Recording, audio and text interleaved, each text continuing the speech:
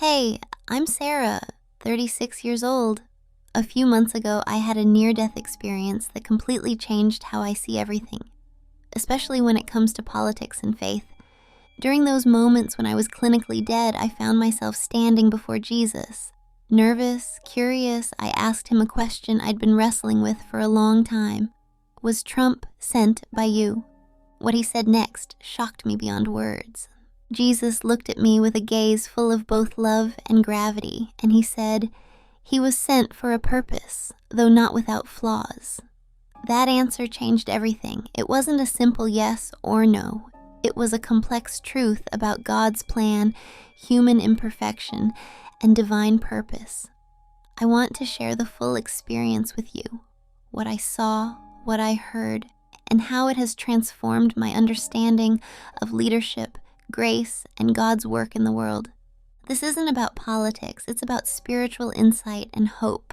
When Jesus said, "He was sent for a purpose, though not without flaws," I felt the weight of those words deeply.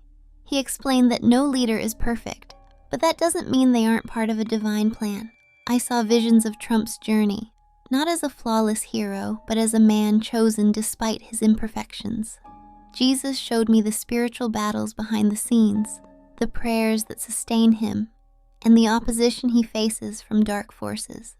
Jesus told me, "My plans unfold through imperfect vessels. Grace covers what the world condemns."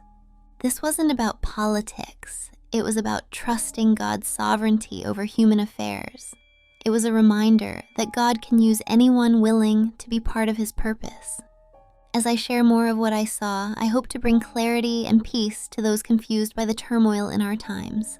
As the vision continued, I saw Trump surrounded by a fierce spiritual battle, with prayers rising up in his favor, but also strong opposition seeking to thwart God's plan.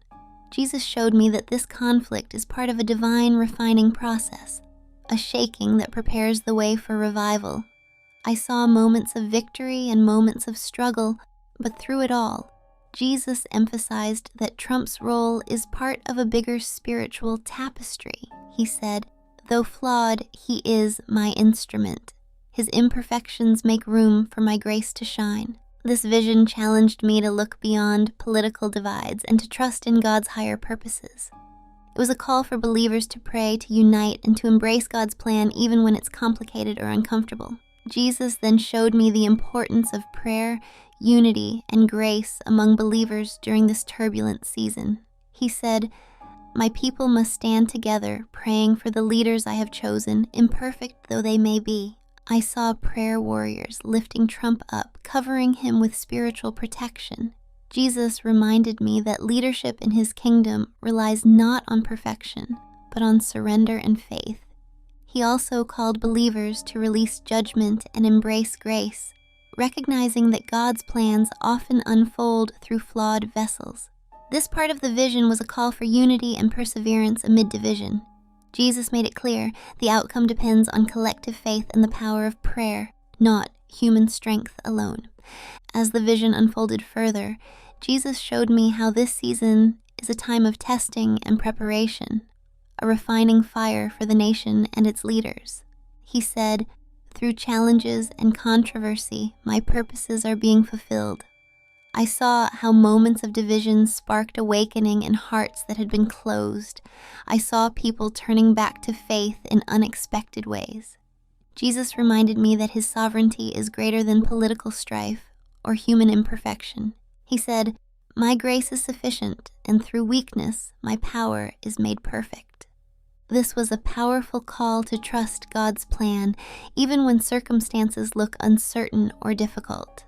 I hope this testimony encourages believers to pray, stand firm, and keep faith in God's perfect timing. Jesus also showed me the vital role of forgiveness and redemption in leadership. He emphasized that no one is beyond grace, and transformation is possible for anyone who turns to him. I saw prayers of repentance and moments when Trump was surrounded by protection from spiritual attacks. Jesus said, "The battle is not just political, it is spiritual, and my power sustains those I have chosen." This reminded me that believers must come together in prayer, supporting leaders through faith, even when they are imperfect.